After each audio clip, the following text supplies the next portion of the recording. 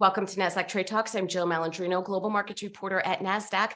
Joining me for this segment, we have Michael Sikorski, Vice President and Chief Technology Officer of Unit 42 at Nasdaq-listed Palo Alto Networks to discuss how AI is transforming the cybersecurity threat landscape. It's great to have you back, Michael. Welcome back to TradeTalks. And since we last spoke, the topic of AI and cybersecurity threats has significantly increased. There's been continued discussion detailing how AI is transforming the threat landscape. Can you give our viewers a brief snapshot of where things stand from your point of view?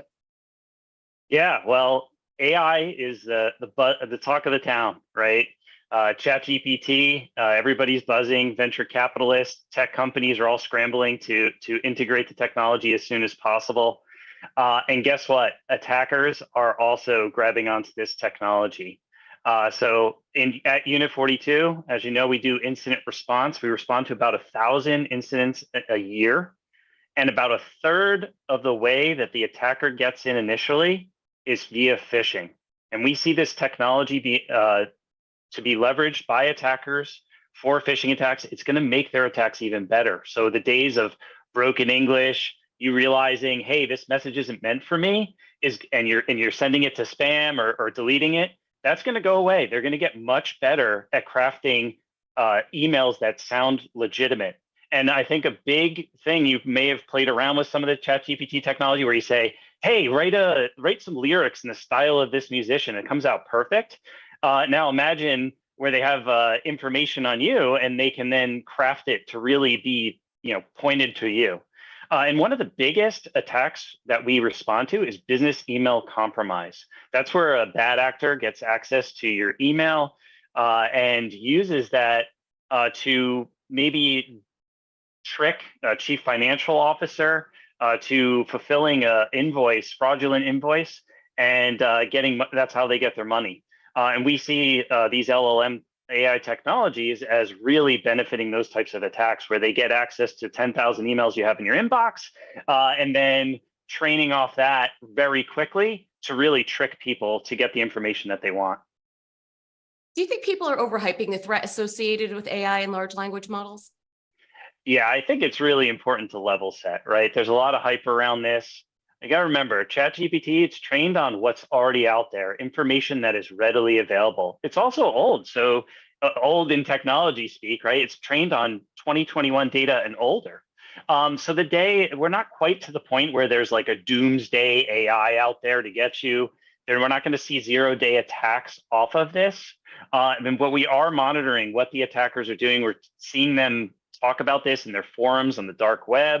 They're trying to figure out how to use it to bypass antivirus technologies and perform reconnaissance on potential victims. What are you doing at Palo Alto Networks to stay ahead of these threats?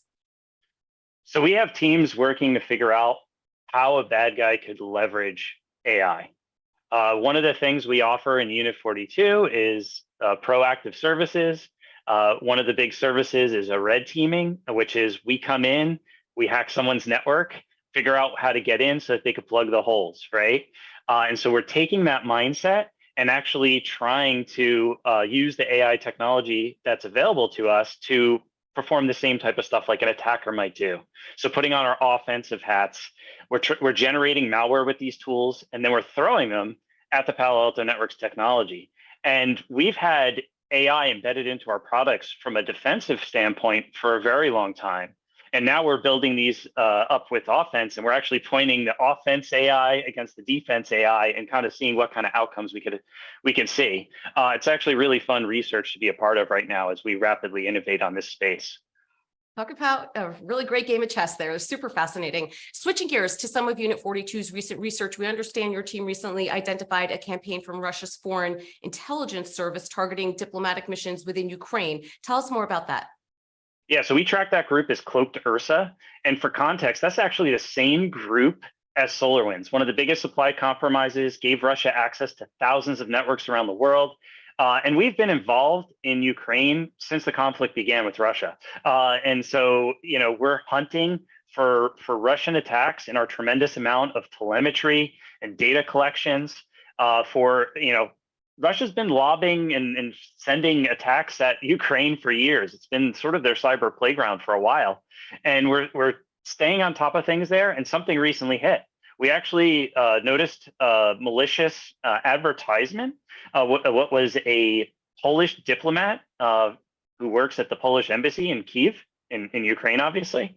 And it's really hard for them to sell vehicles, buy vehicles as diplomats coming in and out of a war zone. And so this diplomat was honestly trying to sell their BMW. Russia actually got a hold of the advertisement, repurposed it, embedded malware with malicious links, and then sent it all over to various embassies around Ukraine. And they even lowered the price of the BMW to make it more enticing for people to click on. How prevalent were these targets? Yeah, so we saw it hit 22 of the 80 embassies and missions in Kyiv, and we suspect it was even more than that. You know, Russia, what they're trying to do as a nation state threat, they want to embed into many networks as possible, even going as far as to attack other countries, right? Because these embassies are in Ukraine. But what they do is they get their hooks in, and then they can start to build relationships, start to move laterally, start to attack others. So they get the massive amount of persistence across the entire country. And we're going to keep tracking them because after all, it's Russia, and we want to be able to protect our customers globally against the threat. And finally, Michael, when we last spoke, we discussed notable trends in ransomware attacks. Is there anything new you can share with us? Yeah, last time I was telling you about how they're hacking schools. And then just this weekend, we saw ransomware attacks against hospitals around the country. So sad to say, it's not getting better. And what they're doing is they're actually pivoting to multi-extortion tactics. So the days of just encrypting and then asking for ransom is going away. They're forcing their victims into like a pressure cooker where they're starting to go to what I call a dark place, where they're really starting to harass them. So if they don't pay on the encryption, they steal all their data and then threaten to leak it, threaten to go after their customers, their employees, and even harassing the CEOs themselves. We have CEOs' wives getting text messages and even getting flowers from the threat actors to show, you know, how much they're going after them. How often do you see these extortion methods used? Yeah, so harassment, we're seeing, you know, last year was only about 1% of the time. We're seeing 20% of the time harassment involved, and they're stealing data over 70% of the time. You know, it was hospitals, then it was schools, now it's harassment.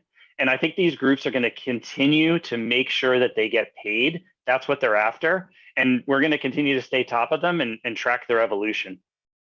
All right, Michael, appreciate the insight as always. Thanks for joining us on Trade Talks. I'm Jill Malandrino, Global Markets Reporter at Nasdaq. Thanks, Jill.